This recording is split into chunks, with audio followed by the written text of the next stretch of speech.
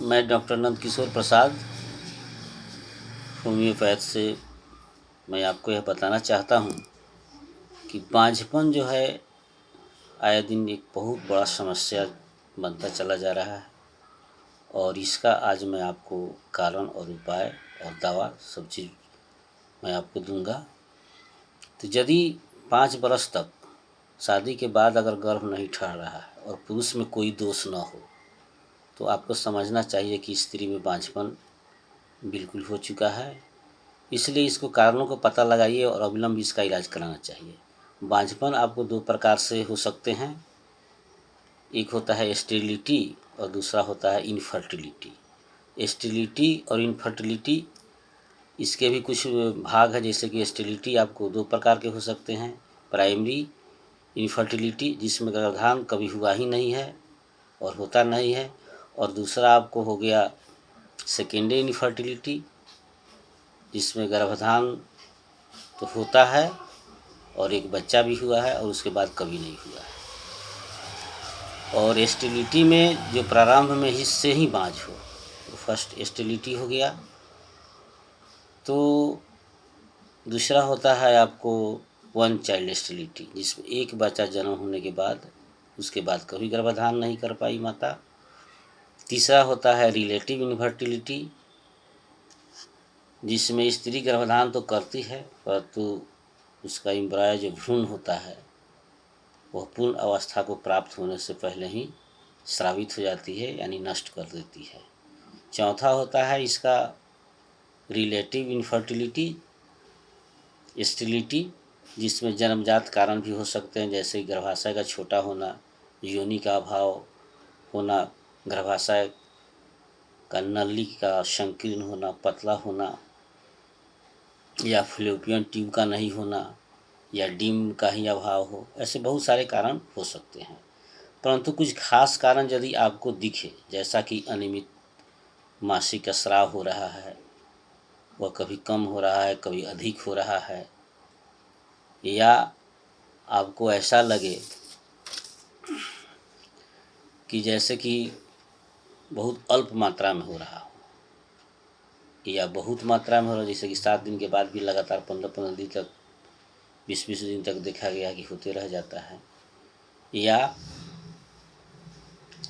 जोनिस के रास्ते से लिकोरिया का शिकायत है यानी सफ़ेद पानी गिर रहा हो, सफ़ेद चिपचिपा पदार्थ गिर रहा हो, या उसके मार्ग में रसौली हो गया हो या इन्फेक्शन हो गया हो, तो आप निम्नलिखित दवाओं का सेवन करके, जो मैं आज आपको दवा बता रहा हूँ होम्योपैथ का, उसमें 90% रिजल्ट हम लोगों को मिला है।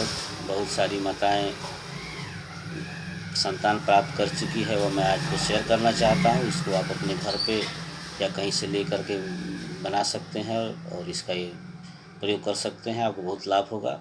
तो सबसे पहले तो आपको जोनी में की सफाई करनी होगी, यानी जोनी का डूस जो मैं आपको बताता हूँ इलेक्ट्रो होम्योपैथ से है। आपको BE और WE का 20-20 बूंद और S5C7 का 20-20 बूंद आप लीजिए और 15 ml का एक मिक्सचर बनाइए और इसको 15 बूंद 1 कप गुनगुने पानी में, और जब गुनगुना पानी ठंडा हो जाए यानी जोनी सहने लायक हो जाए तो 5 ml का सिरिंज से उसका नीडल निकाल दीजिए और उसे ग्लास में रख करके और जोनी के मार्ग में सुबह शाम उसको जोनी के अंदर लगा करके डूस कीजिए यानी सफाई कीजिए। और साथ में आपको यह दिन में सुबह शाम 2 बार करना है। और उसके बाद में नीम दवा जो आप मार्केट में आपको मिल जाएगा, मार्केट से लेकर के आप बनाइए और इसका सेवन कर सकते हैं। तो दवा आप लिख सकते हैं, लिखिए 15 ml का एक ट्यूब ले लीजिए ड्रॉपर, और उसमें आप रखिए सिपिया 1 m या 200 डाइल्यूशन में 8 बूंद। वेराइटा कार्ब लीजिए, वो भी 1 m डाइल्यूशन में 8 बूंद। औरम म्यूर लीजिए 3x में या 6 में मिल जाए तो 60 बूंद उसमें से डालिए। बोरेक्स लीजिए 6 या 30 में पोटेंसी में, उसका भी 60 बूंद डालिए।